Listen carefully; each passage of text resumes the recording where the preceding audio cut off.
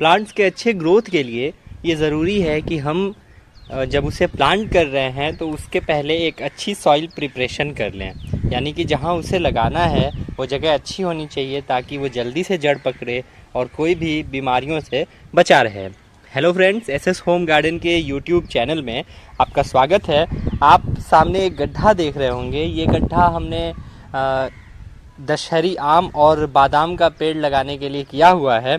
2 गड्ढे यहाँ पर हैं, मैं आपको दिखा दूँ। एक गड्ढा यहाँ पर है और दूसरा गड्ढा हमारा यहाँ पीछे हमने किया हुआ है। ये दोनों हमें प्लांट लगाने हैं और उसके लिए हमने ये गड्ढा खोदा हुआ है। मैंने सोचा कि क्यों ना मैं आप सबको भी बताऊं ताकि आप सब भी उन गलतियों से बच सकें जो पौधा लगाते वक्त बाकी लोग करते हैं और आपका पौधा अच्छे से ग्रो करे। फ्रेंड्स, सबसे पहला चीज़ जो आपको पौधा लगाते वक्त ध्यान देना है वो है गड्ढे की साइज़। चाहे आपके पौधे का साइज़ जो भी हो, 1 फीट का भी पौधा हो, लेकिन उसका जो गड्ढा है वो कम से कम 1.5 फीट गहरा और 1.5 फीट बाई 1.5 फीट की लंबाई चौड़ाई का होना चाहिए। इसका आप देखें अगर ध्यान से तो ये 1.5 फीट लंबा, 1.5 फीट चौड़ा है और 1.5 फीट ही गहरा है। फ्रेंड्स, अगर आपका पौधा बहुत लंबा है, वैसे भी हमें 1.5 फीट तक उसे बरी नहीं करना है, लेकिन ये जो मिट्टी हमने बाहर निकाल करके रखी हुई है, हम इसे पहले नीचे डालेंगे ताकि उसे नीचे एक फ्लफ़ी मीडिया मिलेगा जिसमें वो अपने रूट्स इस्टेब्लिश कर पाएगा। गड्ढा खोदने के बाद हमें तुरंत इसमें प्लांट नहीं लगाना है। गड्ढा खोदने के बाद हमें फंगिसाइड लेना है। कोई भी फंगिसाइड आप ले सकते हैं। मैं साफ को प्रीफर करता हूँ क्योंकि इसमें मैंकोजेब और कार्बेंडाजिम भी है। तो ये कॉन्टैक्ट फंगिसाइड तो है ही, ये सिस्टेमिक फंगिसाइड भी है। कॉन्टैक्ट और सिस्टेमिक फंगिसाइड में क्या डिफरेंस होता है इस पे मैं चर्चा करूँगा आगे, लेकिन उससे पहले अभी हम इस टॉपिक से नहीं भटके, मैं आपको दिखाता हूँ। मैंने ये घोल करके साफ़ को रखा हुआ है। तो फ्रेंड्स, ये मैंने साफ़ घोल करके रखा हुआ है। अब इसे मैं निकाल करके और इस गड्ढे में बारी बारी से डालूंगा। चारों तरफ से गड्ढे में पड़ जाना चाहिए ये, ताकि अंदर जो भी फंगस है वो ख़त्म हो जाए। ये बहुत ज़्यादा ज़रूरी है। सॉइल प्रिपरेशन ये तय करता है हमारे प्लांट की जो इनिशियल ग्रोथ है उसको। अगर हमने ये कर लिया तो समझ जाइए हमने हाफ बैटल जीत लिया है। इसके अलावा हम थोड़ा बहुत ये जो आसपास में मिट्टियाँ हैं उसमें भी डालेंगे। मैं आपको दिखा दूं, आपको इस पे भी बस ऐसे स्प्रिंकल करना है, ऐसे करके बाकी जितनी भी मिट्टी निकली हुई है बाहर उन सब पे स्प्रिंकल कर देना है और इसे यूं ही छोड़ देना है। बाद हमें कैसे प्लांट को लगाना है चलिए देखते हैं। तो फ्रेंड्स, आज है 8वां दिन, 7 दिन कंप्लीट हो चुके हैं और हमारा जो गड्ढा है इसमें आप देख सकते हैं, आपको जगह जगह फंगिसाइड चिपका हुआ दिख रहा होगा। बहुत सारे लोग इसमें डीएपी, पोटास वगैरह और बाकी सारे फीड देते हैं प्रीवेसल ट्रीटमेंट के लिए, लेकिन हमें ऐसा नहीं करना है क्योंकि हमको प्लांटेशन करने के 1 हफ्ते बाद से प्लांट को फीड देना शुरू करना है ताकि उसकी रूट्स अच्छे से ज़मीन में अपना स्पेस क्रिएट कर पाएँ। हम आपको दिखा देते हैं, हम यहाँ बादाम का एक पौधा लगाने वाले हैं।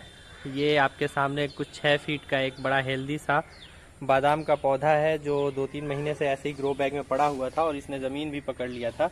इसके रूट्स जो है ज़मीन में चले गए थे, जिसको बहुत ही सेफ्टी से निकाला गया है। अब निकाल के हमें लाए हैं। अब दिखाते हैं आपको आगे क्या करना है। सबसे पहले तो जो ये गड्ढा आपको दिख रहा है इसमें आपको ऊपर से कुछ मिट्टी निकाल के रखनी है ताकि नीचे का जो मीडिया है वो थोड़ा फ्लफ़ी हो जाए, वो थोड़ा पोरस हो जाए, जिससे रूट्स उसमें अच्छे से सेटल हो जाए। तो सबसे पहले हम कुछ मिट्टी निकाल करके और उसमें डाल देंगे। आपको करना कुछ नहीं है, बस मिट्टी को इस तरह से उठाएं और इसे बारीक कर लें और बारीक करके गड्ढे में फेंकते जाएं। जब इसमें पानी पड़ेगा तो ये सेटल हो जाएगा। क्योंकि गड्ढा काफ़ी गहरा है, लगभग 1.5 फीट गहरा है और प्लांट को 1.5 फीट तक हमें बरी नहीं करना है, इसलिए हमें नीचे से उसके लिए एक बेड तैयार करना है। तो देखिए फ्रेंड्स, इसमें हमने मिट्टी भर दी है और लगभग हमने 9 इंच मिट्टी भर दी है और 9 इंच जगह छोड़ा हुआ है ताकि ये प्लांट अच्छे से सेट हो जाए। अब प्लांट में चूंकि नीचे से यहाँ पे बेसल शूट्स आ रहे हैं तो इसको हम तोड़ देंगे। ताकि ये इसे ऊपर तक डिग करे और अच्छे से ये इसमें सेटल हो जाए। अब आपको करना कुछ नहीं है, इसमें मैंने थोड़ा सा वर्मी कंपोस्ट भी मिला लिया था, आप मिला सकते हैं या बाद में फीड दे सकते हैं। और अब आपको इस प्लांट को उठा करके इस गड्ढे में रख देना है। तो फ्रेंड्स, पौधा हमारा लग चुका है। मैं एक बार आपको दूर से दिखा दूं, ये बिल्कुल अच्छे तरीके से लग चुका है। और यहाँ पर इसे हमने इसके ऊपर भी मिट्टी डाल दी है। अब इसको आपको पहले तो 1 हफ्ते तक कोई फीड नहीं देना है। और अभी इसको लगाने के बाद मैंने यहाँ पानी में थोड़ा साफ़ घोल के रखा है। आपको साफ़ और ह्यूमिक एसिड का एक सॉल्यूशन बनाना है। अगर ह्यूमिक एसिड नहीं है तो सिर्फ साफ़ से भी बना सकते हैं, लेकिन अगर ह्यूमिक एसिड है तो और बेहतर होगा, क्योंकि ह्यूमिक एसिड रूट्स को डेवलप करने में बहुत ही मिरेकुलस काम करती हैं। तो फ्रेंड्स, हम साफ़ और ह्यूमिक एसिड इसमें मिलाएंगे। ये लगभग 3 लीटर पानी है और पहले से इसमें मैंने 2 ग्राम साफ़ डाला हुआ है। मैं 1 ग्राम साफ़ और इसमें डाल देता हूँ। देखिए 1 ग्राम साफ़ है, मैं इसमें मिक्स कर देता हूँ। और इसमें 3 ग्राम ह्यूमिक एसिड डालेंगे, क्योंकि ह्यूमिक एसिड का जो डोज होता है वो 1 से 1.5 ग्राम प्रति लीटर का होता है।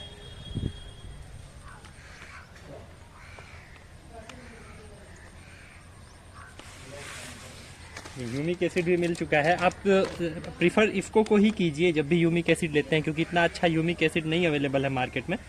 लेकिन अगर नहीं मिल रहा है तो फिर आप किसी दूसरे ब्रांड के लिए जाइए, पर आप प्रायोरिटी ह्यूमिक एसिड अगर ले रहे हैं तो इसको को ही लीजिए।